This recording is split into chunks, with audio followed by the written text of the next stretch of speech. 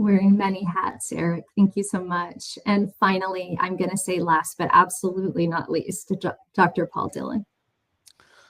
Good afternoon, and thanks, Sherry. I'm Dr. Paul Dillon in Durham, North Carolina, and I'm the president and CEO of my own consulting firm, Dillon Consulting Services, LLC.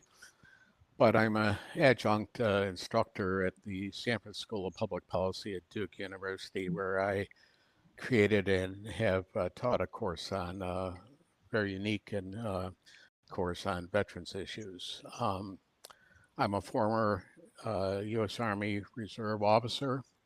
We'll forgive Eric for being a Marine. And I'm a Vietnam veteran. I spent a year in the Vietnam War. My interests are in fostering veteran entrepreneurship. And again, I created and teach this course, or have taught this course at Duke University. Anybody can get a hold of me at Paul at Dillon Consult, DILLONCONSULT.com, or through my LinkedIn profile. Thank you all so much, and thank you, each of you, for your military service to our nation. I'm going to take a brief moment to introduce myself, share my connection to the military and veteran population. So my name is Cherie Johnston. I always start by clarifying that I am not a United States military veteran. I married my former spouse at the start of his career as a U.S. Marine in the early 90s. And when we first met, he had just returned from serving in Mogadishu, Somalia. As an infantry Marine, he later joined First Force Recon just prior to the attacks on 9/11. So on that day, we knew in that pivotal moment that our family's lives would be forever changed. So although we divorced following 8 years of marriage, Christian moved onward to complete 20 years of service with the Corps. In 2010, our son and I co-founded together Military Children's Charity and all volunteer organization, which we're still leading today, nearly 15 years later. Through MCC, we've been able to distribute nearly 140,000 gifts of appreciation to U.S. military families across every branch. Also, my son and I had the honor to assist in evacuating 17 Afghans during the fall of Kabul, and then resettle them here to Orange County, California. Been a community partner to the U.S. Army for 6 years, and I currently lead the Veterans Program for all of the Panasonic companies in North America, although I work at Panasonic Avionics and Aerospace. If you'd like to connect with me further, same thing, please reach out on LinkedIn. Lastly, a quick disclaimer that any of my views shared today are my own, of course, and not representing Panasonic. So moving on to our very first question from our esteemed panelists today. Question number one, each of you have served or you are currently serving, Johnsy, our nation's armed forces during completely different time periods. One in Vietnam, one at the end of the Cold War, and one today.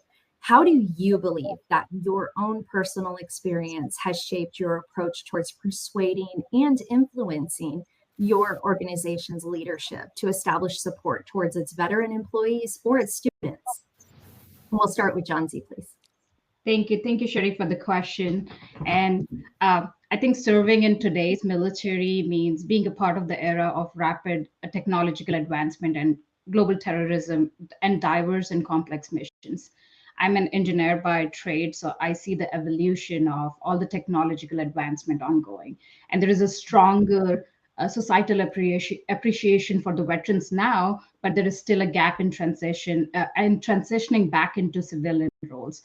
And I do see my current colleagues or current service members who are transitioning, and it's not easy, especially when it comes to understanding the psychological toll of the modern warfare and the needs of more of an inclusive support structure. So my approach to the leadership is deeply rooted in the values of inclusivity and modern leadership development. As a part of Veterans ERG and sitting on the board and supporting the veterans and current service members, I emphasize on how contemporary veterans bring critical skills in technology leadership and problem solving. I advocate for holistic support system like mentorship. We talked a lot about mental health resources, career development that will help the veterans to thrive within the organization. I every time I talk to any of my leadership or even my colleagues or peers, I use examples from my service where teamwork and leadership in diverse, high pressure environments are very essential. And how can I or any of the service members or veterans can relate this to the value of what a veteran brings back to an organization. And one of the best example I can share is supporting our veterans workforce at General Motors Defense.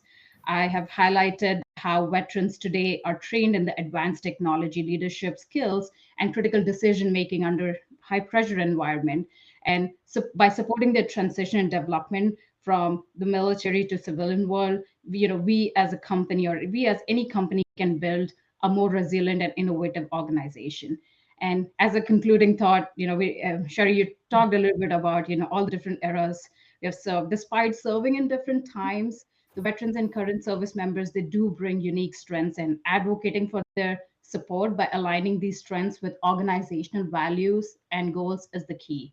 And I bet each era's lesson, let it be from, Paul's resilience or Eric's strategy, or, when it comes to me, I'm a big supporter of inclusivity. They play a crucial role in influencing our leadership to create a supportive environment for veterans. And that's how we thrive as a society. Oh, fantastic. That was a wonderful response. Thank you so much, Johnsy. And Eric, if you'll please share. Yeah, thank you, Cherie.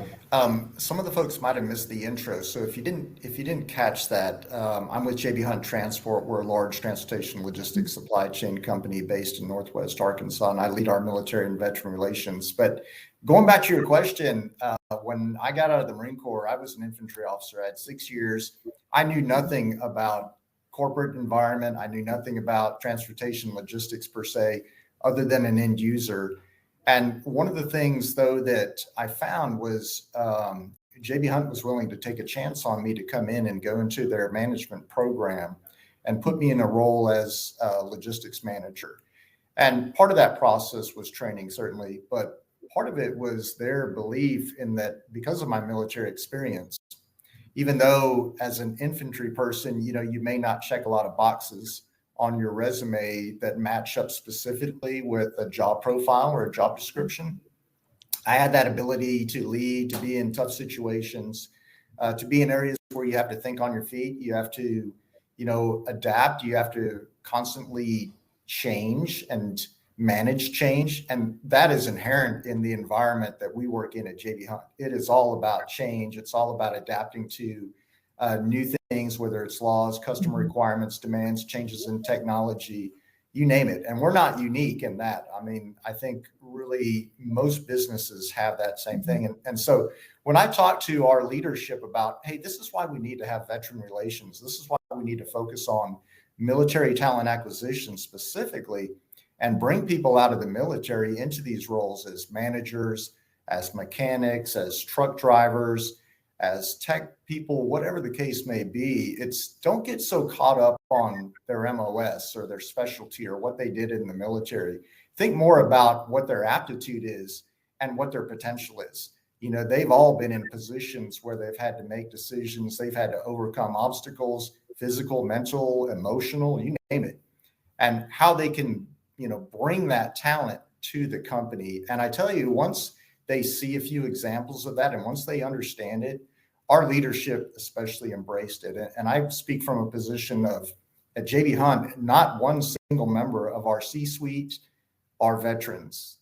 Only one member of our senior vice presidents is a veteran, and he just got promoted about 3 weeks ago. So good for him.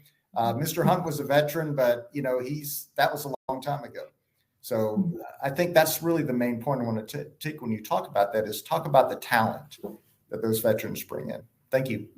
Yeah, excellent. The transferable skills, that you referenced, and also just the fact that I think some people in the military take on a really intense leadership role at a very young age, moving up. So yeah, excellent points. And Dr. Dillon? Probably the best way to describe it is I was privileged to be profiled in a book called The Third Act, Reinventing Your Next Chapter by Josh Sapin, where he profiled 60 people Some famous like Alan Alda, Jane Fonda, Rita Moreno, and people who aren't famous like me. And let me read from the profile that he wrote, and that would describe it, I think, better than I could. Absolutely. In 19, I'll just, this is a shortened version. In 1971, Dylan returned from his tour of duty in Vietnam. He came home a first lieutenant, the ribbons on his chest showing awards for 2 Bronze Stars. But in those days, the troops were not welcome home with banners and parades. We were shunned and despised. Dylan did not hide his service, but neither did he talk about it much. He had begun a family, and his sole interest at the time was simply to find a job. But for veterans looking to make the transition from military to civilian professional life, there were no resources. After a 40-year career as a consultant, Dylan found a way to redress that. He believed that the country had changed, having learned to separate the warrior from the war. But he still saw a need to help veterans who wanted to start a business. Dylan's work for vets resulted in eventually a veteran-led incubator in Chicago that became Bunker Labs, a national nonprofit startup for veterans. Now, I'm not the founder of Bunker Labs, that's Todd Connor, but I wrote an op-ed in Crane Chicago Business and did a plan for the Chicago Entrepreneurial Center that led to the creation of Bunker Labs, which is now across in cities across the nation, for a veteran-led incubator. So I'm kind of the godfather of the idea, I guess you would say. But that's how I got started in all this. Wow. Yeah. And such a vast, like John C. said, the support is increasing, but, we've come a long way from where you referenced Dr. Dylan, of course. Yeah. But, when I came home in 1971, there was nothing. Yeah. There was absolutely nothing. I was an officer with a master's degree and couldn't get a job. So the nations learned from what we went through, I think, to separate that. No matter what you think of the war, don't denigrate the warrior. Yeah, that it's a powerful message, and it's very true. And yeah, thank you for sharing that and that excerpt. Really appreciate it, and I will find that book for sure. So question 2, team, in your efforts to support our nation's veterans, have you experienced more resistance to increasing services and opportunities within your organization from its leadership, or resistance from the veterans themselves to self-identify, participate at work or in the classroom with veteran-related activities? And I'll start with John C., please. A good question again, Shuri. I think to answer this question, we need to address both the potential sources. And in my opinion, it's both. It's never one or the other. It's kind of both. So let's talk first about resistance from leadership. In my experience, resistance from leadership is often in the civilian world where your company it's for-profit company, and you want to earn and be a part of the competition. The resistance from leadership is often rooted in competing priorities and budget constraints. And leadership may not always recognize the tangible benefits of investing in veteran support programs, or let's talk about putting special programs to hire or support veterans, or may even see them as secondary to other initiatives. Additionally, there could be also a perception that veterans should be able to reintegrate on their own without needing specialized services, especially in organizations that prioritize productivity and performance metrics.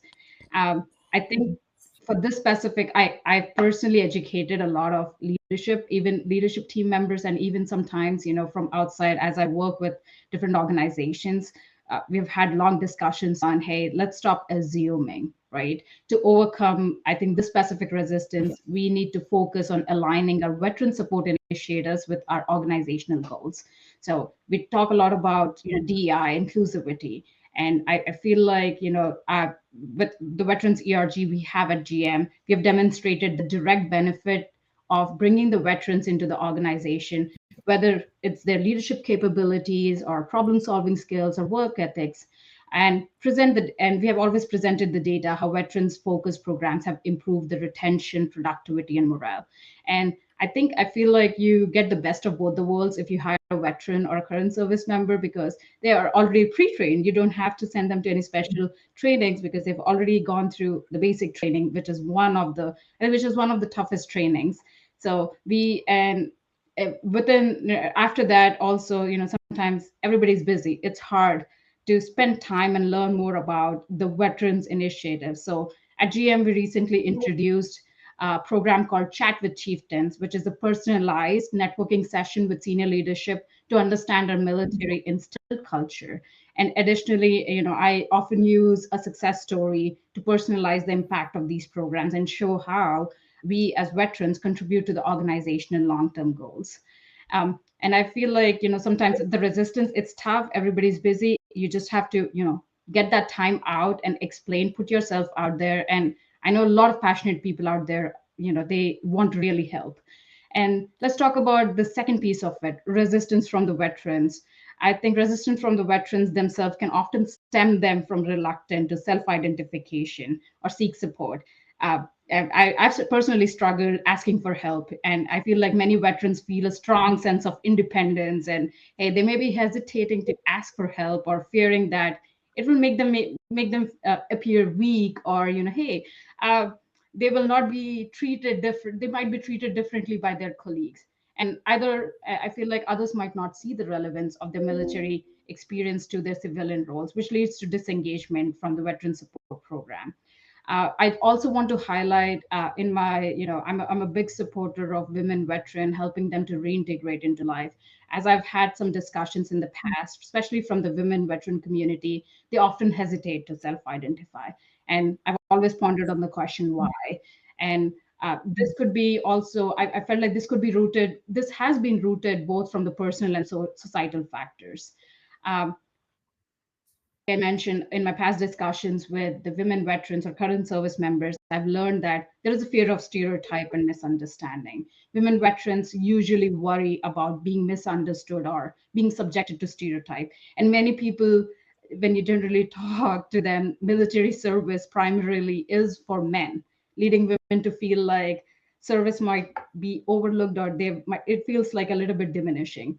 And there are some cultural factors too. Military is often seen as a male dominated environment, and it is changing and evolving. I'm pretty sure from Paul and Eric's era, it has evolved a lot, and I'm grateful for that.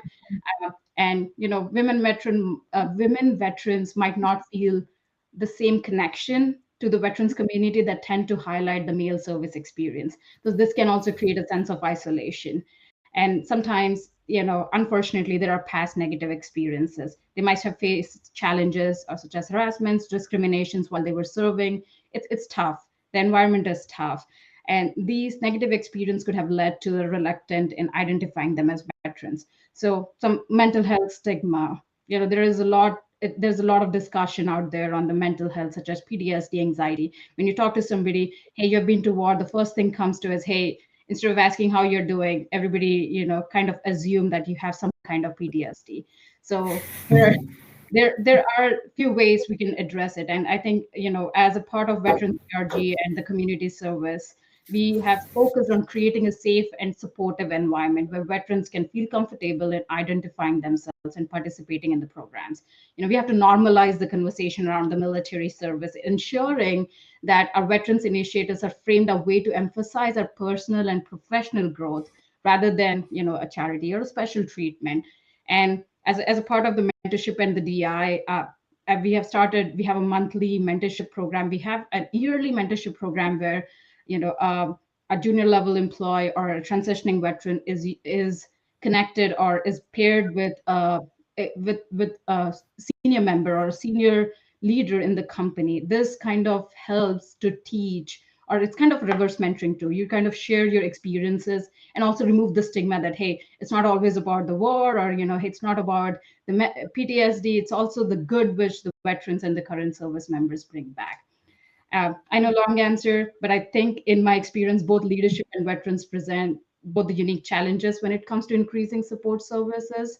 And the source of resistance is the parallel to, I think it's in parallel and is the key to success.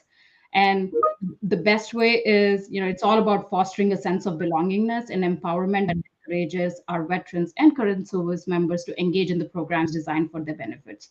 And both the efforts are really crucial in creating an inclusive and supportive environment where veterans can thrive and our country can. Johnsy, excellent. I absolutely love just a few key takeaways on that. The organizational alignment to the goals of the organization and being able to highlight how it's for their benefit as well. And I really liked the GM model that you have there of the mentoring, more networking one-to-one with the leadership. I think that's a really fantastic idea. And then just third, you hit on it, the female veterans. And, we've similarly experienced that, is getting them to self-identify is a little bit more challenging, and getting to the heart. You spoke to the root of that, why. So I think that's important for people running the veterans programs to be aware of. So I'm going to move on to Eric. Eric, same question, please. Were you? Yeah. One, I think Johnsy crushed it with that answer. And I agree. I think it's a little bit of resistance or lack of resistance on both sides. So I'll just add one thing. With JB Hunt, we've been a military-friendly employer for 17 consecutive years with another index that we participate in. So we've always kind of had that, but it's mostly been a small group of us that have submitted it and not really affected our C-suite or the rest of the company. But when I started bringing military folks into management positions, I had talked to the driver side of our business, which we hire thousands of drivers a year. And I said, why don't you guys bring people out of the military? And everyone's kind of like, nah, we got blah, blah, blah. And then finally, they kind of hit on this brilliant idea to start bringing people in from the military into driving positions. And that led to us setting a goal of hiring 10,000 veterans in 6 years. And so now veteran hiring became a strategic initiative. And that, I think, really led to the company getting behind this. So once we accomplished that, we could expand into other areas of veteran support. And so from a resistance standpoint, I think, from a business case, you have to make that to your companies on why it's important to bring veterans in. Interestingly enough, we disbanded that driver hiring program a couple of years ago, and now we've restarted it in the form of an apprenticeship, which I'm glad to see. On the employee side, same with Johnsy, we see that our female veterans are probably the least likely to self-identify. And then the other group that's right behind them are members of the Guard and Reserve. And I think in a lot of cases, they don't consider themselves a veteran. And so we've gone to great lengths to really reword and re-emphasize that if you've been in through military training, you went through boot camp, basic training, OCS, whatever, and you put that uniform on, then you qualify in our eyes as a military veteran, and we want you to self-ID. I think one of the things you spoke to too was key about the reserve. They're having to go up against the barrier potentially when getting hired of employers being concerned they'll leave, that they'll start and then they'll have to deploy or go. So I think that's another thing. So it's great. And I absolutely love the way that your company tied it into the goals and objectives. So that actually is more than just saying, this is important to us, we're committing to it. That's actually putting it to paper, and mapping it out. This is actually one of the objectives of our organization, to be a veteran-friendly hiring group. So I think that was an excellent answer. Thanks so much, Eric. And Dr. Dillon, I'm sorry, again, last but not least, your thoughts, please. In my more than 40-year career in Chicago with accounting and consulting firms, I never experienced any reluctance to hire veterans. Now, maybe it was there and I didn't know it. That's certainly possible, but I never experienced any reluctance to hire veterans. What I experienced more was people not, with Jancy's point, and Eric brought this up too, people not identifying themselves as veterans. And what would provoke a conversation would be the Bronze Star lapel pin, and they'd say, "Oh, Paul, where'd you get your Bronze Star? Oh, you know about that? Yeah, I was in the Air Force for. You were? I didn't know that. I've known you for 15 years, and so to self-identify as a veteran is very important. And I think companies can help with that by having a box on their employee intake form that, to self-identify as a veteran, and even more important, to self-identify as a service-disabled veteran. And I'll tell you why that is important, particularly if you have government contracts. Listen up. Under the Vietnam Veterans Readjustment Assistance Act, this is a federal act, a veteran is considered a protected veteran if he or she falls into one or more of the following categories: disabled veteran, recently separated veteran, active duty, wartime, or campaign badge veteran, or armed forces service medal veteran. This act also requires covered federal contractors and subcontractors to establish hiring benchmarks and take proactive steps to recruit, hire, retain, and promote protected veterans. It is illegal for you to discriminate against these employees when making employment decisions related to hiring, firing, pay, benefits, job assignments, layoffs, training, or other employment-related activities. So if you're a federal contractor, I think you probably are covered by this. Hey, Paul, I'm going to put in a plug for one of the other breakouts that's going to feature another JB Hunt employee, Dana Deason, who's one of our compliance managers, talking about that exact same topic. Yeah, good. Yeah, no, I was thinking that segues so perfect into our next question that kind of touches on that. In speaking with you previously, I learned that you each uniquely found a really different approach in supporting and growing very successful veteran organizations within your own area. So either in the academic or corporate realm. Could you please elaborate, each of us, on a few of those specific tactics and tools you actually utilize that to persuade and or educate, like Dr. Dillon shared, your organizational leadership to the real value the veterans are going to provide them with? And Jincy, can you start? Yeah. So I think this is an interesting question, and I think it's a continuous improvement. So one of the tool, I think, as I joined the Veterans ERG, I think it was even before when I started at GM 5 years ago. I think one of the strategies which we used was, how do we translate the military skills that veterans possess into the language and metrics that resonates with the organizational leadership? So similar to what Eric said, hey, MOS shouldn't be the barrier for you to join the workforce. So how can a company help or support? And I know many leaders may not fully understand how military experience translates into the civilian workplace. So as a first step, I think articulating how specific military skills, like let's talk about the leadership, problem solving under pressure, adaptability. One of the biggest one is teamwork. That could be addressed into the existing organizational challenges. So I think at GM, we do have a translation tool, which is put in place on our career website, where you put your MOS and it kind of shows, what are the possible job matches within GM and which you can apply for. And that's not, we all know tools are not like the 100% solution to everything. It is based on one transitioning veteran to another. Everybody's story is different. So I think we go to an extent of helping and supporting as the resumes come in. We do have something called All Things Military Week, which we celebrate, not on Veterans Day in November, but at the end of February and starting of March, where we have a whole week of educating GM, let it be your hiring manager, whether you are a senior leadership, or whether you're just a peer and you have a veteran or a current service member on your team. So the whole week is about educating, and tailoring some of the presentations and case studies that map to the military skills, and explaining what can the ERG, the Employee Resource Group, a bunch of volunteers, and also our TA can help support with.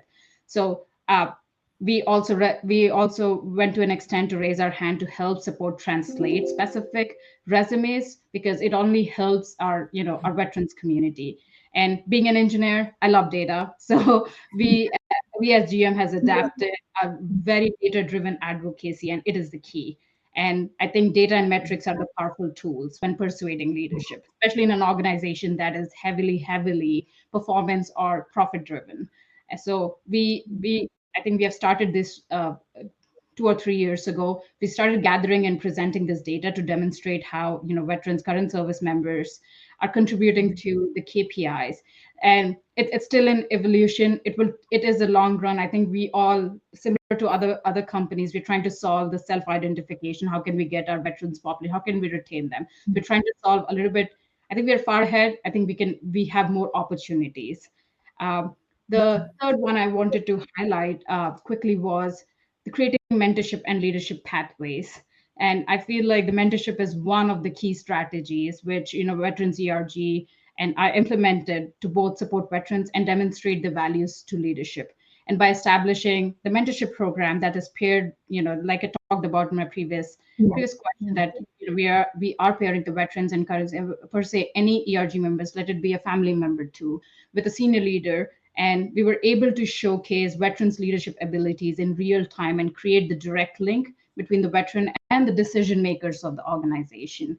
So the structured mentorship program, that's the tool which is utilized every single year, that not only offered to veteran support, but also allowed the senior executives to witness our veterans' growth and contribution firsthand. And I feel like this personal interaction is really crucial for breaking down any misconceptions which leadership might have. And it also opens a lot of career paths, or also the doors for the veterans to have an open discussion. And as a concluding thought, and I think I can go on and on, I'm very passionate about the DEI topic. I feel like by using this mix of tactics, translating military skills into organizational values, leveraging the data, creating mentorship programs. And another big one is sharing success stories. We as Veterans ERG at GM are able to persuade leadership of the immense value. And we are also able to explain how veterans and current service members what are the pre-qualities they already bring to the organization. Yeah, those are all really great tools to have in your toolkit. And I think they were just all of them really excellent ideas. I'm an analyst personally, so I love the data. That is something I know that you can definitely, sometimes if you can't make a point with words, you can often make that point with numbers, and just speaking to how much of the workforce are actually U.S. veterans. And so I think that's really impactful. Thank you so much, Johnsy. And I know we have a short time left, but I do want to get in one more question. So Eric and Dr. Dillon, I will go ahead and get into that next question with you all. So first for Eric, if you were seated right now in front of the C-suite leadership of America's companies, what would your key takeaway message be to them directly, as a veteran yourself, on why you're certain for men and women exiting or retiring from the U.S. Armed Forces, they deserve their support? So we'll start with you, Eric. Yeah, great. Yesterday I had lunch with one of my coworkers who just returned from 7 months in the Middle East. He's in the Air Guard. And so when he talked to us about his experience over there, it brought back so many things in me about the service commitment, the sacrifice to the family, the selflessness, to a person that's juggling 2 careers in his case. But regardless of whether you're in the Guard or you're coming directly out of active duty, that same commitment is what people bring to the workforce. And, Johnsy covered a lot of things, and I'm going to tag on to one more, and that's SkillBridge. If you're not doing SkillBridge, I highly recommend you take a look at it. We have put close to 250 people into our company or into our SkillBridge program for that. And once we started doing that, it opened the eyes to our business leaders, our hiring managers, into the level of talent we're bringing in. And I tell you what, SkillBridge is a win-win. It's a no-brainer to do that. So when you couple that opportunity with what talent level people are bringing in this commitment to company, and in our case, our business is hard, and these folks are used to working in hard environments. It was easily just like, you don't have to say more about it. And I will say no more about this and throw it over to Paul.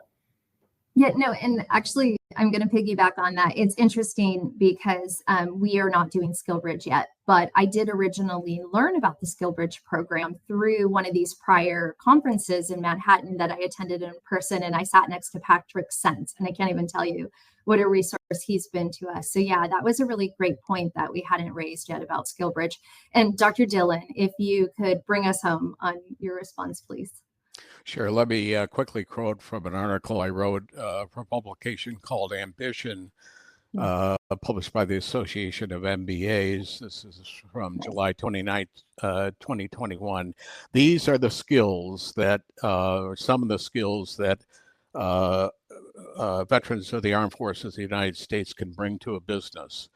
A focus on accomplishing the mission, a commitment to hard work, the ability to lead and function as a team, the ability to pivot on a moment's notice from plans that aren't working to plans that do, and finally, duty before self and taking care of your people. One of the buzzwords in business is servant leadership. If you take care of your employees and customers and clients, profits will come. My God, the Army's been teaching servant leadership for over 249 years. If you don't take care of your people, Lieutenant Dillon, while you're focusing on the mission, they ain't going to follow you. As Eric knows, it doesn't work.